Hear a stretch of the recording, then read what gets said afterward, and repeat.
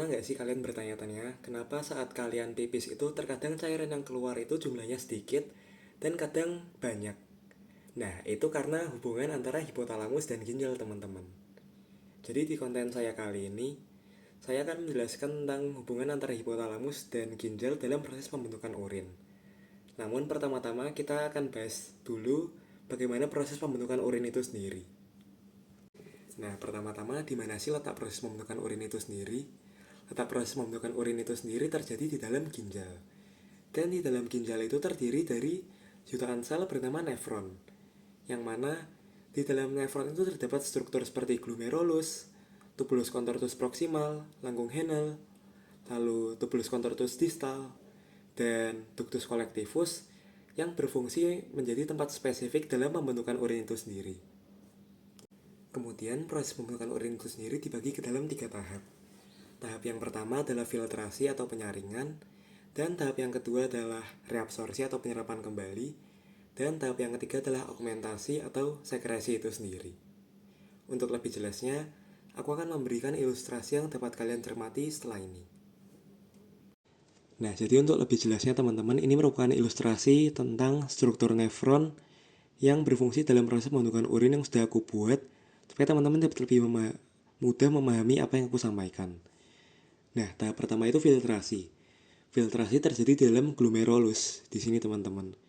Glomerulus itu kapiler-kapiler kecil yang berada di dalam kapsul Bowman. Nah, disitulah akan terjadi proses filtrasi di mana molekul-molekul yang bisa masuk itu bakal disaring. Jadi kayak yang bisa masuk itu molekul-molekul kecil aja. Molekul-molekul besar kayak protein, besar kayak albumin misal, atau trombosit dan sel-sel darah itu nggak bisa masuk. Lalu selanjutnya di proses reabsorpsi itu akan terjadi di dalam tubulus contortus proximal.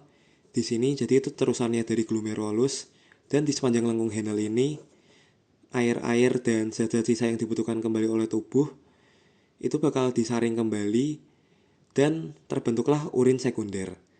Lalu setelah itu di terusannya lagi di TKD tubulus contortus distal dan ductus collectivus itu akan terjadi proses augmentasi, di mana setelah urin sekunder itu, urin sesungguhnya itu bakal terbentuk dan akan disekresikan keluar oleh tubuh.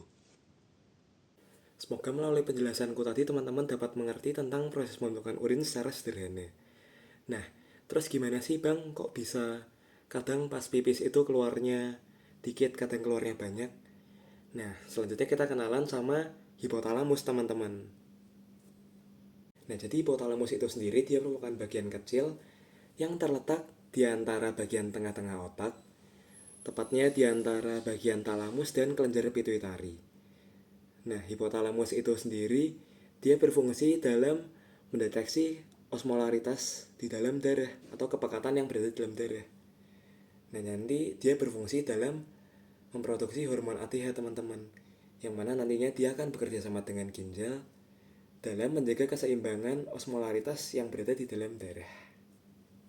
Nah, jadi seperti yang kita ketahui sendiri bahwa tubuh manusia itu terdiri dari 60-70% air. Nah, dan tubuh kita itu pengen pokoknya kadar yang ada di dalam tubuh kita itu seimbang. Nah, makanya di dalam sistem ekskresi ini, jika ada yang dimasukkan, maka ada yang dikeluarkan teman-teman. Itu kuncinya. Nah, seperti yang sudah aku bilang bahwa tubuh kita itu pengen kondisinya pokoknya seimbang. Nah, terus caranya biar seimbang itu gimana? Seimbang itu kan berarti maksudnya dia nggak lebih, tapi nggak kurang juga. Nah, inilah yang berhubungan dengan waktu pengiriman ATH yang diproduksi oleh hipotalamus. Hormon itulah yang nantinya setelah selesai diproduksi di hipotalamus akan dikirim ke ginjal dan akan bekerja sama dengan ginjal dalam menjaga keseimbangan cairan atau osmolaritas di dalam darah. Oke, berarti selain seimbang itu terdapat dua kondisi kan teman-teman. Yang pertama kondisi kalau tubuh kita kelebihan cairan, dan yang kedua kalau kondisi tubuh kita kekurangan cairan. Nah, ingat kata kunci yang sudah aku sebutin sebelumnya teman-teman. Dalam sistem ekskresi, jika ada yang dimasukkan, berarti ada yang kita keluarkan. Nah, tapi lain cerita jika dalam kondisi tubuh kita ini kekurangan cairan teman-teman.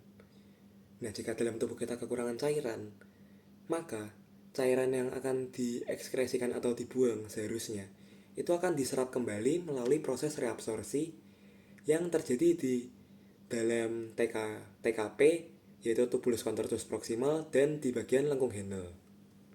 Proses reabsorpsi yang terjadi di tubulus contortus proximal dan lengkung Henle itu dipandu oleh hormon ADH, teman-teman, yaitu yang udah aku sebutin sebelumnya, antidiuretik hormon yang diproduksi di bagian hipotalamus, dan dia akan dikirimkan melalui kelenjar pituitari.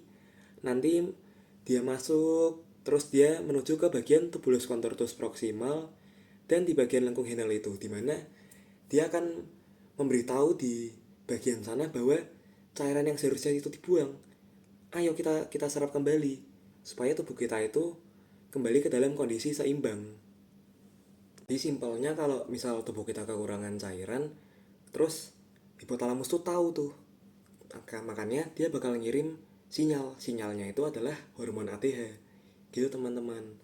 Nah, terus hormon ATH itu dia bakal menstimulus supaya terjadi proses reabsorpsi yang lebih banyak, karena tubuh kita itu butuh cairan lagi karena kan kurang ya gitu, teman-teman. Loh, terus kalau kelebihan gimana, Bang? Nah, ini lain cerita, teman-teman. Kalau kelebihan, kalau cairan dalam tubuh kita itu berlebih, justru produksi hormon ADH ini tuh kadarnya bakal menurun, dan tubuh kita itu malah nggak memperbanyak proses reabsorpsi. Justru sebaliknya, dia bakal mengurangi proses reabsorpsi dan berfokus dalam augmentasinya. Jadi nanti lebih banyak cairan yang bakal dibuang, teman-teman, karena yang diserap itu kan pasti yang dibutuhin tubuh secukupnya. Jadi yang nggak dibutuhin itu yang berlebih nggak guna, dia bakal dibuang.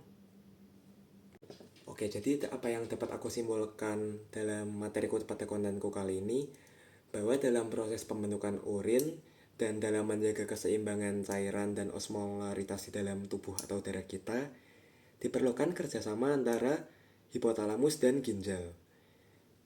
Lalu banyak sedikitnya cairan yang terbentuk, itu nantinya tergantung jika hipotalamus mendeteksi kelebihan atau kekurangan cairan pada tubuh kita. Jika kelebihan cairan, maka antidiuretik hormon akan diproduksi dalam kadar sedikit dan proses reabsorpsi akan sangat jarang jika dibandingkan dengan jika hipotalamus mendeteksi kekurangan cairan.